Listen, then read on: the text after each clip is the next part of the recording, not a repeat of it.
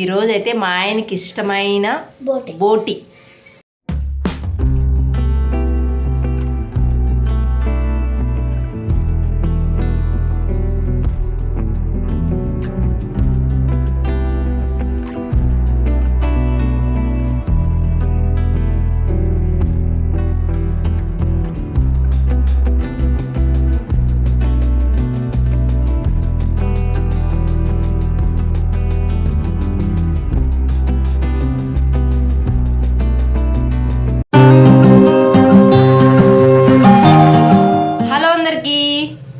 ఎలా ఉన్నారు? అందరూ బాగున్నారా? మార్నింగే మా ఆయన సెల్లు నొక్కుతున్నారు.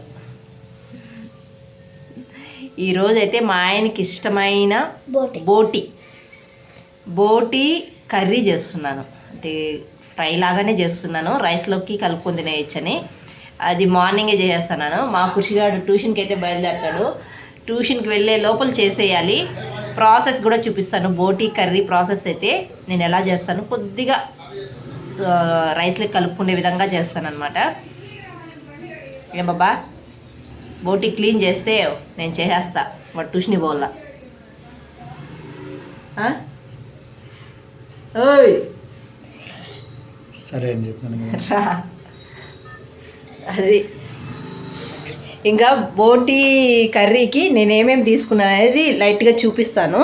బోటి కర్రీకి అయితే నేను చెక్క, లవంగం, ఇలాచి, కొద్దిగా జీలకర్ర, మిరియాలు ఇవన్నీ వేయించుకునేయాలి. వేయించుకొని మిక్సీ జార్లో వేసుకొని మిక్సీ పట్టించుకోవాలి. ఇవి పొడి చేసుకున్న తర్వాత ఆనియన్స్, టమాటా, కొత్తిమీర, తర్వాత పచ్చిమిర్చి ఇవన్నీ కూడా వేసుకొని మిక్సీ పట్టించుకునేయాలి. ఇప్పుడు నేనైతే ఇవన్నీ ఫస్ట్ మిక్సీ పట్టించుకునేస్తాను. ఇదో బోటి చూడండి, మా ఆయన తీసుకొచ్చి బాగా ఉడికించి పెట్టేశారు. ఇంక దీన్ని క్లీన్ చేయాలి. దీన్ని క్లీన్ చేసుకునే లోపల ఇవన్నీ నేను మిక్సీ పట్టించుకునేస్తున్నాను. ఇవన్నీ వేయించుకునేస్తున్నాను. లైట్గా వేయించుకోవాలి. లైట్గా అయితే వేయించుకునేసాను. ఇప్పుడు మిక్సీ జార్లో వేసుకునేస్తున్నాను. ధనియాలు మాత్రం వేయలేదు. మీ దగ్గర ధనియాలు ఉంటే వేయించుకొని వేసుకోండి. నేను మాత్రం ధనియాల పొడి వేస్తాను. ఇప్పుడు ఇవి ఒకసారి గ్రైండ్ చేసుకొని తర్వాత మిగతావన్నీ కట్ చేసుకున్నవన్నీ వేసుకునేద్దాము. ఇంకా వీటితో పాటు నేను కొద్దిగా కొబ్బరి, తర్వాత కాజు పప్పులు ఇవి కూడా వేసుకుంటున్నాను. ఇప్పుడు ఇవన్నీ బాగా మిక్సీ పట్టించుకునేయాలి. అయితే గ్రైండ్ చేసుకునేసాను.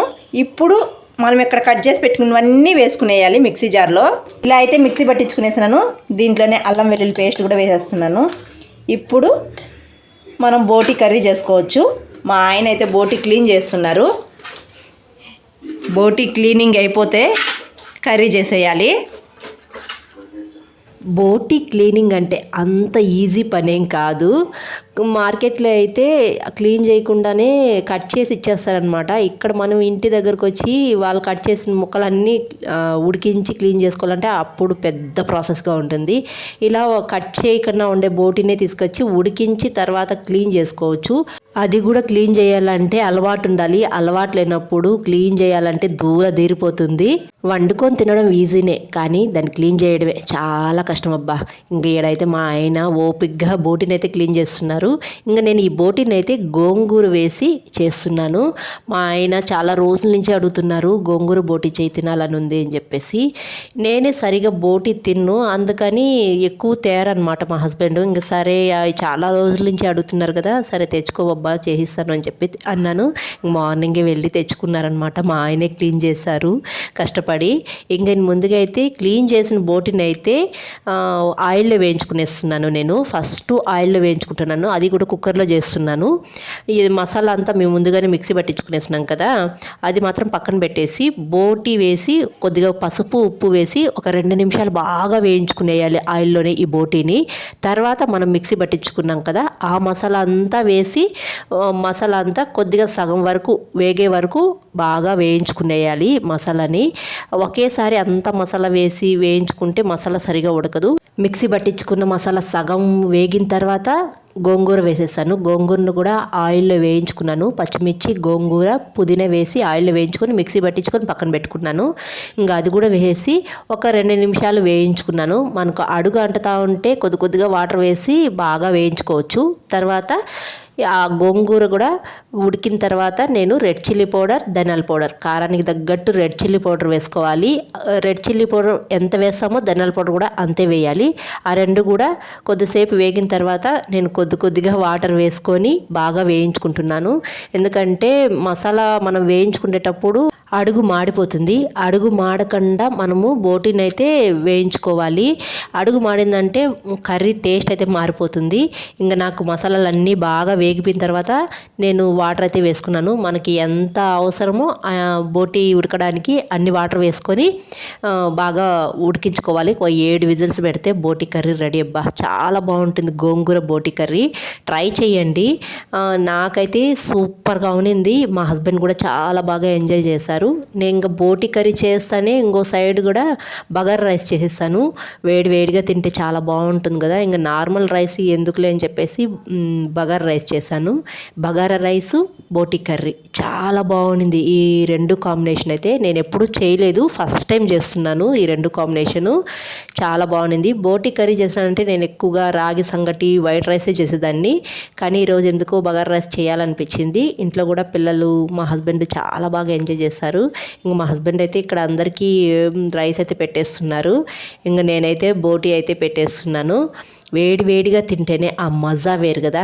నాకు చాలా ఇష్టం వేడిగా తినాలంటే.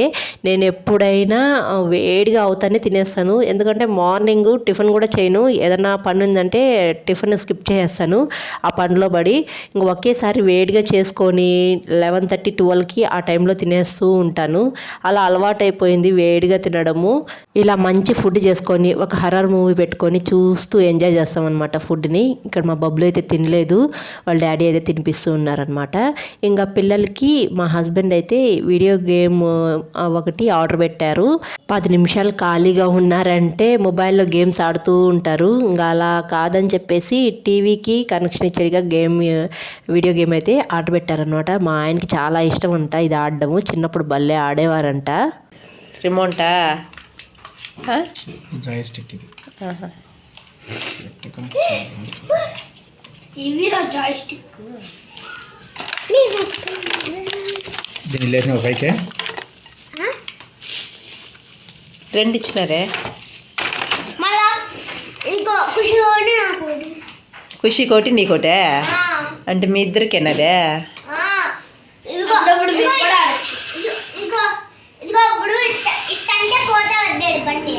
బండి పోతుందా? అది టీవీ కనెక్షన్ ఇచ్చుకొని ఆడాలరా.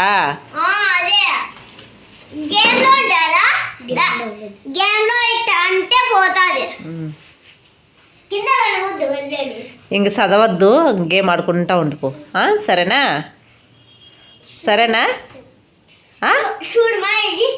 నేను అడిగిన దానికి సమాధానం చెప్పు. ఇంక చదవద్దు. ఎందుకులే. ఇదేంటే ఇది ఒక పిచ్చి పటా అని పిసుక్కుంటా ఉండేదానికి. దాంట్లో ఎలా ఆడాలి గేమ్ అనేది రాసినారు. చదువుకోవాలా. ఇంక ఈ వీడియో గేము ఆర్డర్ పెట్టేటప్పుడు కూడా పిల్లలకు తెలియకుండా ఆర్డర్ పెట్టారు. ఇంకా వాళ్ళకి తొందరలోనే బర్త్డేలు వస్తున్నాయి. ఇంకా బర్త్డే గిఫ్ట్గా ముందే ఇచ్చినట్టు కూడా ఉంటుందని చెప్పేసి ఇచ్చారనమాట. నాకు భయం అంటే వీళ్ళు ఆడడం మొదలు పెట్టారంటే చదవడం స్టాప్ చేస్తారని భయం అనమాట. వాళ్ళ డాడీ భయం కొంచెమైనా ఉంది, నా భయం అయితే అస్సలు లేదు. నన్నైతే ఒక ఆట ఆడిచ్చేస్తారు. వాళ్ళ డాడీ ఇలా డ్యూటీకి వెళ్ళినప్పుడు ఇంకా ఎప్పుడు రావడం లేట్ అవుతుంది కదా, అప్పుడు గేమ్సే ఎత్తుకొని ఎక్కువగా ఆడుతూ ఉంటారేమో అని చెప్పేసి నేనైతే ఎందుకు ఆర్డర్ పెట్టారు అని చెప్పేసి అంటూ ఉన్నాను అనమాట. మా హస్బెండ్ ఎంజాయ్ చేయాలి పిల్లలు అన్నాక అని చెప్పేసి తీసిచ్చారు. మా హస్బెండ్కి కూడా చాలా ఇష్టం అంట ఈ వీడియో గేమ్ ఆడడం అంటే. చిన్నప్పుడు భలే ఎక్కువగా ఆడేవారంట.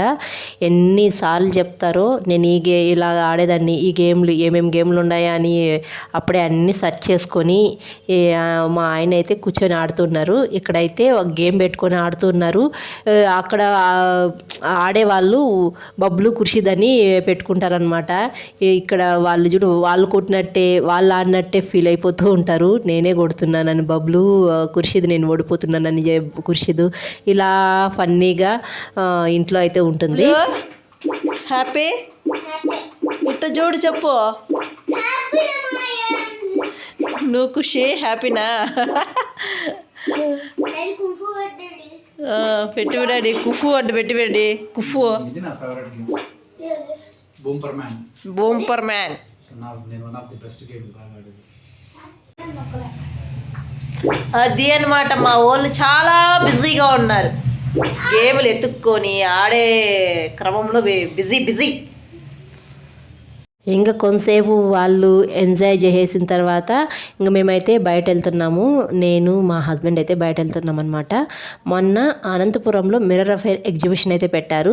ఇంకా అలాంటి ఎగ్జిబిషనే ఇంకొకటి అయితే పెట్టారు, అలెగ్జాండర్ లగ్జరీ హోటల్ అయితే పెట్టారు. ఇంక ఎంట్రీ టికెట్ కూడా పెట్టారు ఇక్కడైతే.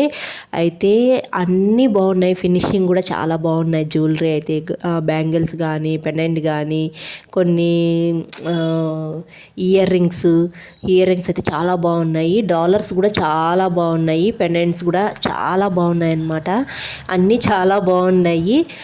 నేనైతే ఇక్కడ డాలర్ తీసుకున్నాను, దేంట్లోకైనా చెల్లెకి వేసుకోవడానికి బాగుంటుంది డైలీ వేర్కి అని చెప్పేసి డాలరు తీసుకున్నాను. మ్యారేజ్ డే వ్లాగ్లో అయితే పెడతాను.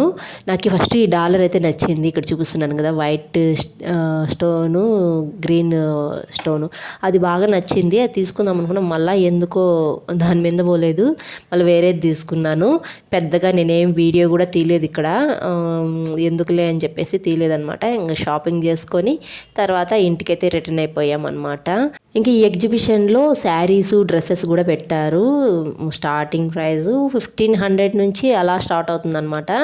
ఇంక నేను డ్రెస్సెస్ కానీ శారీ కానీ ఏం తీసుకోలేదు, నాకు కావాల్సింది తీసుకొని ఇంకా ఇంటికైతే వచ్చేస్తున్నాం. ఇంకా దారిలో అయితే ఇక్కడ పాన్ కనిపించింది అనమాట. ఇంకా మా హస్బెండ్ పాన్ తిందాము అన్నారు.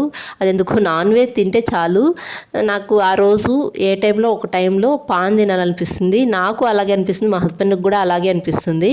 ఇంకా అందుకని ఇద్దరం ఇక్కడ పాన్ తినేసి తర్వాత అయితే ఇంటికి వెళ్తూ ఉన్నాం అనమాట.